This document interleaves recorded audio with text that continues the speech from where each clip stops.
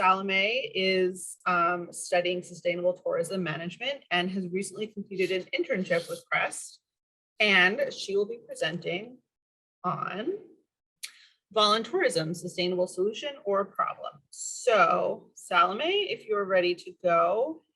Hi, everyone. Hope you all had a good lunch break. As I said in the chat, I'm kind of cold today in Ottawa. But we had some really excellent presentations this morning, and I'm feeling really fortunate to be among you all today. So the title of my capstone project is Voluntourism, Sustainable Solution or Problem. And I'm going to go into why I chose that title in a little bit. So here is kind of a snapshot of what I submitted for my capstone project. I wanted to make kind of a newspaper snippet / article to make it a little bit more interesting. And the reason that I chose voluntourism is because I found the module that we had on challenging the power dynamics of voluntourism super interesting. And I had known about the concept of voluntourism, but I never really dove into it a lot. And so kind of exploring it was of interest to me. And I actually also went on a voluntourism trip in my first year of university.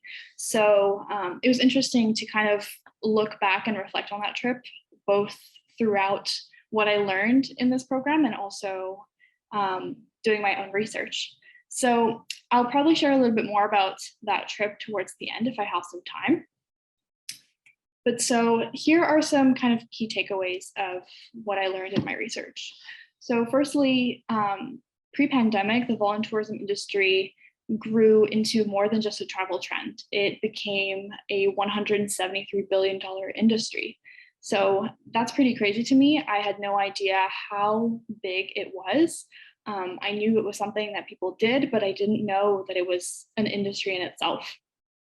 And there are different types of voluntourism, but probably the most common is the experience that's marketed towards most often white, high-income Western travelers who are looking to have experiences in lower-income countries.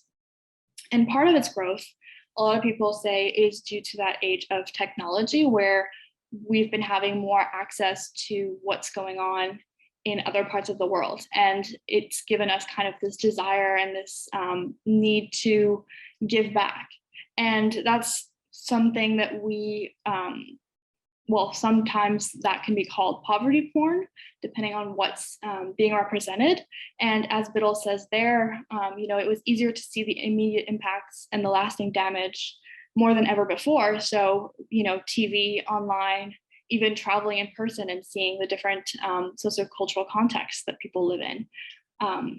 So, you know, you see the media and the industry kind of taking advantage of higher income individuals.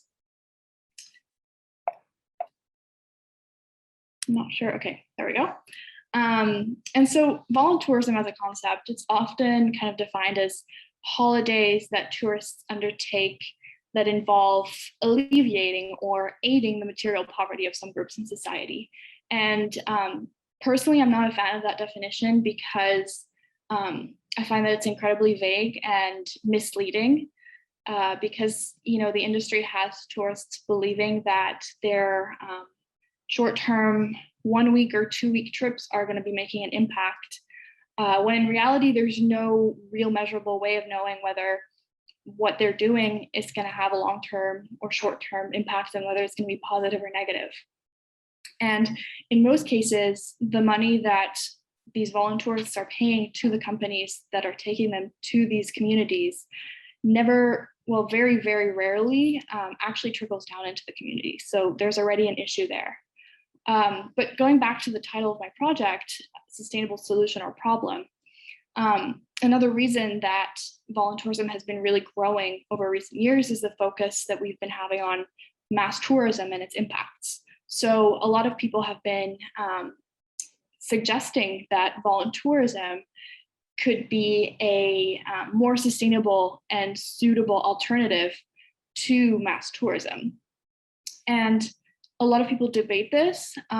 One of the main ideas behind this idea, at least for me, the reason that people often say it's a solution mass tourism is because they only view sustainability from the environmental aspect of it.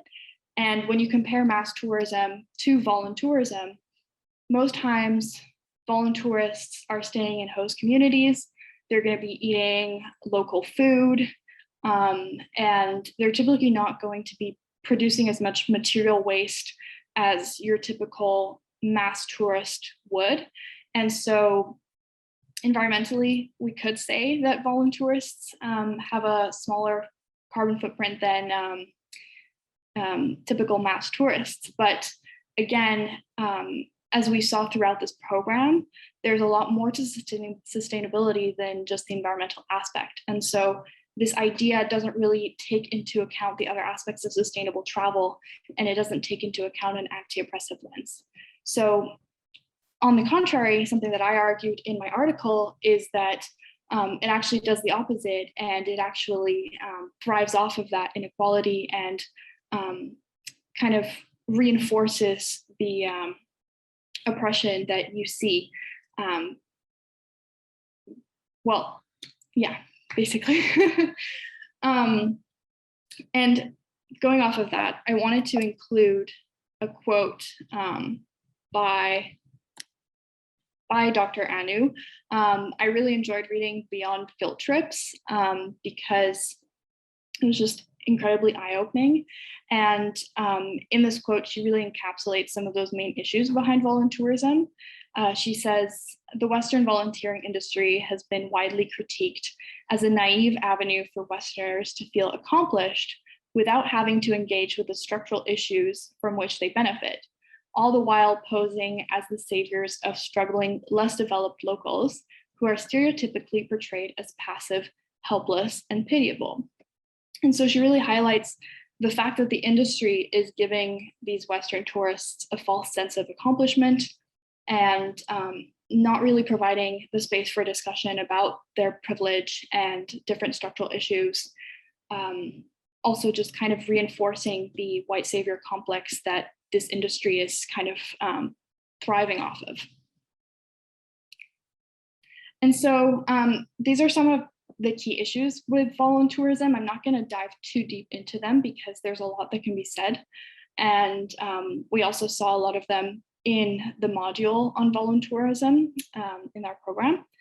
But the voluntourism experience really has less to do about the community it's supposedly helping and more to do about the voluntourist itself, which at the end of the day is just perpetuating a system of exploitation.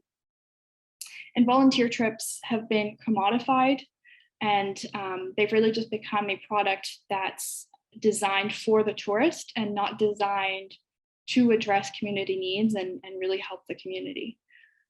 And another thing which comes up a lot is the fact that depending on what type of voluntourism it is, a lot of them are unskilled and untrained for the work that they'll be doing. And depending on the type of voluntourism, that could definitely have devastating long-term impacts on the communities. So when it comes to solutions, I'll be honest, I had a really tough time wrapping my head around how the industry as a whole could ever be sustainable. But I definitely think that there are ways that the industry can be improved. Well, its model can be improved and become more mindful and responsible, both from the industry perspective and the traveler's perspective. But for example, in terms of the industry perspective, I definitely think that there should be more consultation with communities because they need to know what their needs are. And also in terms of the industry preparing travelers to go on these trips, I think is something that can be improved because they need to put in, clear guidelines about how to be a responsible volunteer and how to properly engage with the communities that they're going to be engaging with.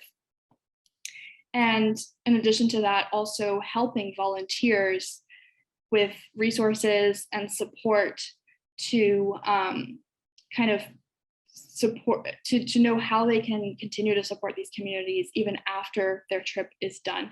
because a lot of the times it's just about helping the community when they're there, and then that's it, you go home, and there's no more connection and there's no more discussion about what you learned from that experience. And from a traveler perspective, there's also definitely some things that can be done from our own individual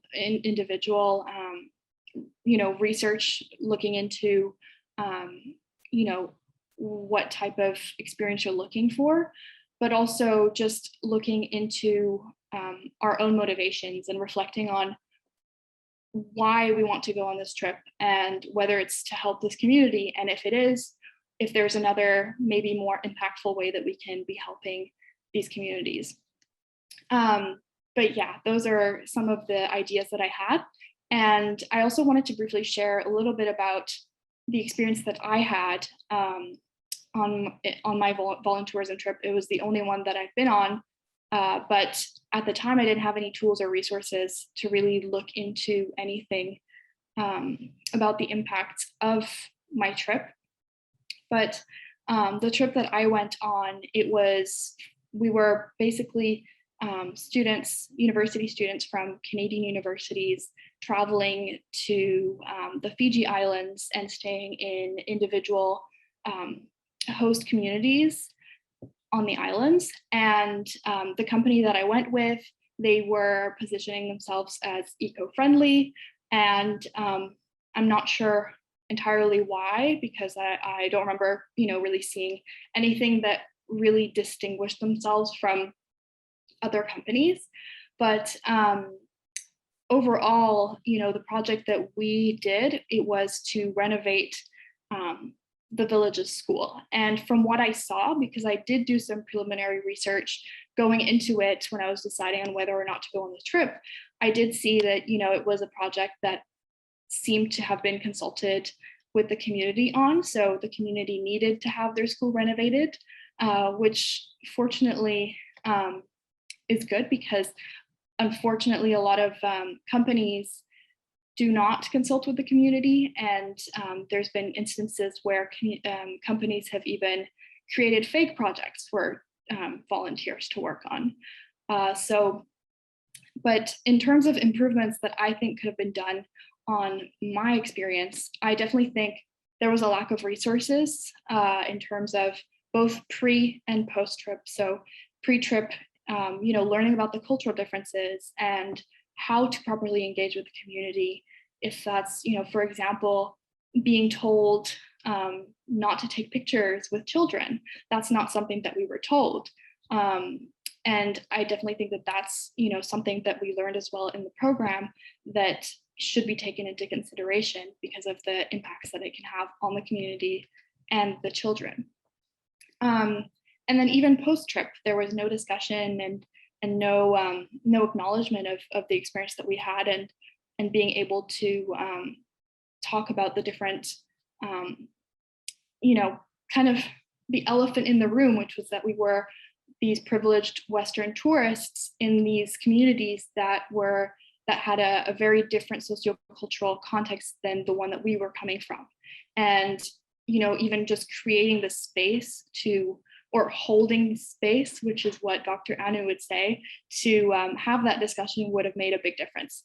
So yeah, that's my reflection based on my research and my own experience on what I think can be done to improve voluntourism experiences. Yeah, that's it. I didn't create a conclusion slide, but. Thank you so much, Salomé. That was really interesting and insightful. Like Celestina says, she really liked the way you explained the key issues in a way that is approachable and accessible, and I totally agree with that. And it is so great to be able to think back on your past experiences and how you would have, now that you know more, how you would have changed it and make it better, and you can consider that for next time. So I really appreciate that. Thank you so much for your presentation. Thank you.